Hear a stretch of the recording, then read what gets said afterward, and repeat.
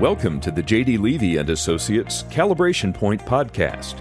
Our podcasts are designed to bring a conversational exploration of key topics that we believe will provide value and insight to those serving in the nonprofit sector. We will highlight new developments in the field, latest research, and things we're learning from our own clients that we can share. If there are topics that you would like to see explored, please send them to us through our website at jdlevyassociates.com. The Hollander Group is so excited today to be joined by Jamie Levy. Jamie Levy is the President and Chief Vision Officer of J.D. Levy & Associates. He's also a faculty member at Indiana University. He teaches in the graduate and professional programs in not-for-profit management and development through the IU Center on Philanthropy, School of Public and Environmental Affairs, and the Fundraising School. Jamie is also a published writer and a keynote speaker, and Jamie is also a very good friend of the Hollander Group. So, Jamie, we thought we'd start just a little bit today to, if you don't mind, tell us a little bit about the role you play in the donor education space. How might a donor or a family tap into you? Absolutely. So to answer that, I want to provide just one quick understanding of backdrop to that, which will make that even clearer. As a firm, we really do two things, one of two things. On one end of the spectrum, we work with nonprofit organizational capacity and build sustainability for nonprofit organizations in all areas. And the other end of the spectrum, we work specifically with individual donors, corporate donors, or foundations in helping them to really define what type of social impact they're trying to drive and help them build the structure and strategy to execute that. And as you would imagine, those two worlds come together all the time because we live in both of those worlds. And with individual donors, our role in that is really helping individual donors to find themselves and then to better understand what impact looks like from the nonprofit perspective, but also from a donor perspective and how those worlds come together. And one interesting thing to that question, Tricia, when we teach a program, I teach a program in cohorts called Giving for Impact. And one of the things that we ask philanthropists, no matter what level of philanthropy that is, if that's $5,000 a year or $5 million a year for individuals, how satisfied are they with fulfillment in their giving? And we ask them to rate that, a 10 being, I'm giving in a place where I have vision and potential and passion and it's coming together, or a 1 being, I'm writing checks and it is not fulfilling or satisfying at all. The average philanthropist or donor who comes into that program rates themselves as about a 3.6. And these are individuals who are already very savvy because they're clearly wanting to know how to create impact. And they're already coming into a program like that saying, wow, I'm not experiencing what I think my potential is as a donor, either to create impact or to really know myself in how I give. And that really sets, I think, a really strong backdrop of how we help all types of donors, but especially individuals. And if an individual was perhaps just getting started with charitable giving, let's say, just wanting to dip their toe in, is there a way that you help them create a plan for that? Is that through that class that you're talking about, or is there a different way they should be working with you to help build out that plan? Yeah, great question. So one, I'd say if there's not a class that I'm doing that's near them, and there's a good chance that there may not be, they can go to Amazon and buy my book. It's called Giving for Impact.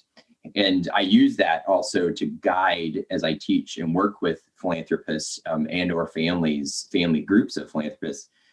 But the other, if you think about impactful giving as an equation, kind of a 3-part equation, the first is helping the donor really know themselves. So, asking questions, what is my life impact about? What does significance look like for me as a donor? And how do I want to change people's lives?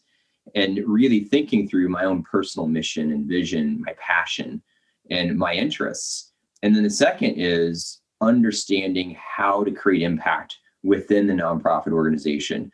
What does that look like? What is important to the nonprofit organization that may or may not be important to me? And often donors drive things that don't create value.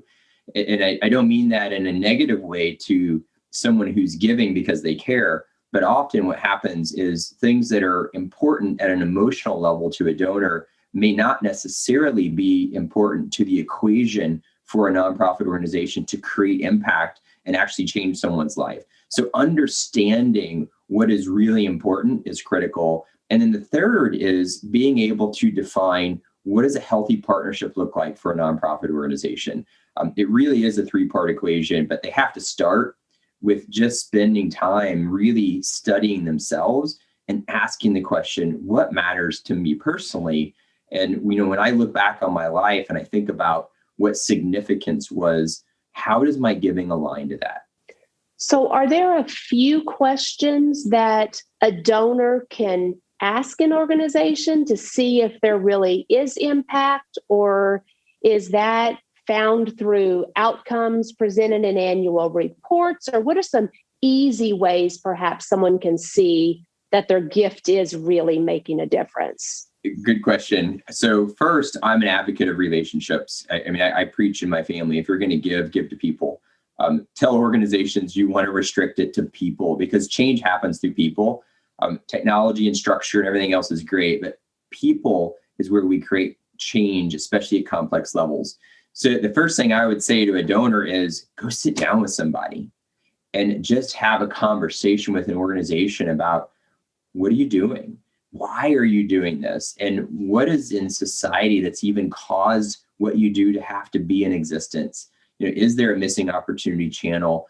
Is there a broken structure? What's happened in the family unit, whatever it might be, but have them explore that with you. And then as a donor, I can have that conversation of discovery, and I can talk about, wow, here are things that I've found important. And as a nonprofit organization, one of the things that I almost preach to nonprofit organizations, and we're working with them and when I train them, is that part of our role is helping donors to find their potential. And when I was in the field as a nonprofit professional, that was what I took very seriously. My job with a donor was to help them to really decide, do you love cats? And maybe you really love zebras. And if that's the case, then I'm still going to help you find out how to best love what you care about, even if it's not my organization. And the number one reason donors stop giving is just because they feel like they're a checkbook. If it was an economic issue, I can't fix that. But if it's a relational one, the more donors communicate and the more organizations take seriously their partnership, the stronger we all are together in really transforming communities. Thank you. So as you mentioned, there are various constituents that are all involved in this giving cycle, if you will. So you have the donor perspective, you have the not-for-profit perspective, you have the people, as you note, and then you also have the impact on a community. So when you really are doing successful, impactful giving, is there something that is kind of at the heart of the overlap of all of that, where it's a win-win across the board that you can kind of define? Yes, and it is may sound more esoteric than what some would want, but it's shared vision and shared values. And that's why donors rate so low. That's why we have such high attrition rates in the giving community. Depending on whose research you go by, donor attrition rates range on a really conservative level about 65% to a pretty aggressive level, about 82%. But somewhere in that margin, that's what the annual donor attrition rate looks like in the United States. The percentage of donors that just stop giving, and because they don't think anybody really values their relationship. What's also fascinating, we do donor survey work, we do donor interviews, and we've got donor data on, tens and tens of thousands of donors over 22 years of practice. And it's always amazing when we ask individual donors, what do they need? And when you read those responses, everything points back to relationship. There's lots of different labels around it, but it all points back to relationship, knowing that I'm in a partnership with an organization that matters. Now, critics of that statement are going to say, well, but what about this individual donor? They don't want any contact from us, and that's fine. But we really get in trouble when we start projecting our own insecurities onto a mass group of relationships. And that's really what happens. And so from a donor, I had a really significant philanthropist one time come up to me after class. And the comment she said was, Jamie, I give this amount of money. I've been doing this for decades, but I never knew I could ask questions. I never knew I could sit down and just say, hey, why do you do this? How do you know this really matters? Why do you pay an executive director? Which may sound like a crazy question. They just never knew that they could have those kinds of explorations with an organization they cared about. So the overlap is vision and value. The challenge with that, and it is a big challenge, as a donor, I have to know my own personal vision. What is the destination that I'm aiming for? What does my life's significance look like? And how does when I think about philanthropy, how do I love people, which is really all philanthropy boils down to? How does that align to my giving, my volunteerism, and my sense of advocacy for what I care about?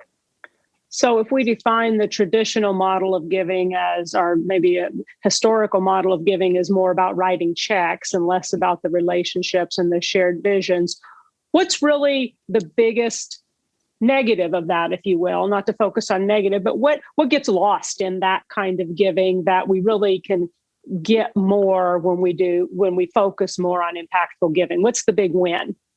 So from a donor perspective, since obviously that is our focus, what gets lost in transactional commodity-based giving is meaning.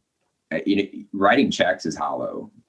That's it's like putting a whole lot of nitrogen on my grass. It's going to grow quick and look good for maybe about 2 weeks, and then when the sun comes out heavy, if I don't really nurture it, it's going to die off. Commodity-based transactional giving feels good when I write a check, but absence of any real meaning, it's hollow. And we see that. We hear that from donors internationally, because I teach this work internationally.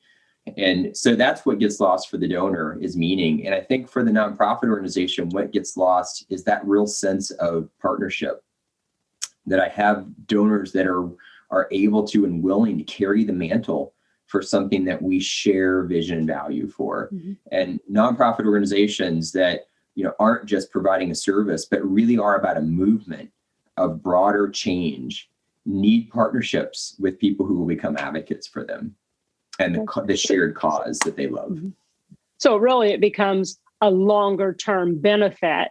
The donor sticks around longer, the not-for-profit can build something over time, community improves over time. Yeah. Okay. And Absolutely. Then when you talk about donors starting at, say, 3.6, if you will, on that satisfaction level, I'll call it, can you walk us through kind of that emotional cycle, or that cycle that they go through to get to a 10? What happens during that process, and what do they kind of go through in your experience? Yeah. So first step is spending some real reflection time, asking the questions about what does my vision of impacting people and communities and lives look like? What do I really care about? And and I say all the time, what raises the hair on your arms? What do you get excited and passionate about? And why? And when I can get to the why behind what I get excited about, I start to understand my vision. And so that is it's an exciting process. And when you ask the emotional journey of that, so, kind of the high of that journey is, we're discovering who I am, what I think my potential is, what I really care about, what I love. The challenge with that then is, when I work through that and I build my understanding of strategy, when I define what giving looks like for me, oftentimes donors still struggle because they don't know how to plug that in to a community of organizations. You hear it all the time in the nonprofit world, we're the best hidden organization around. We're a gym that nobody knows about, because hey, I love cats, but who else really loves cats the way that I do? They may have trouble finding those organizations, and then once they do, they often then struggle with knowing, okay, is this an organization that I really want to build trust with? That I want to grow the currency of trust and exchange? That's the challenge. And there are lots of things in the field, and it's a lot of the work that we do, especially with our more significant capacity donors, is becoming that kind of partner, not only to help them know themselves, create impact, evaluate the impact, but then helping them identify those organizations and evaluating them and helping them know, okay, if you're going to give $20,000 or $100,000 or $1 million, here's the tipping point for this organization. This is where we're going to multiply it. And really being able to, as not self-proclaimed, but identified by others as a nonprofit expert, be able to look at an organization and know, how do we increase its capacity, and what does sustainable capacity really look like for this organization 5 years from now, 10 years from now, and connecting those worlds together. Wonderful. Well, Jamie, thank you so much. This is great food for thought for donors as they start doing their planning. A lot of times we think of giving as year end, but really in order to be impactful, it takes planning and it takes a lot of thought and diligence. And so before we write those checks, it's a great time to be starting that thought process and internal reflection and evaluation. So we appreciate your information. We'll look for your book on Amazon, and we appreciate you joining us today. My pleasure. Remember, happy donors give more to everybody. And research shows that donors who give more are actually healthier, the more that we engage with nonprofit organizations in giving. Thanks for listening to the J.D. Levy & Associates Calibration Point Podcast. If you have comments or ideas for future episodes, please reach out using the contact page on our website, jdlevyassociates.com.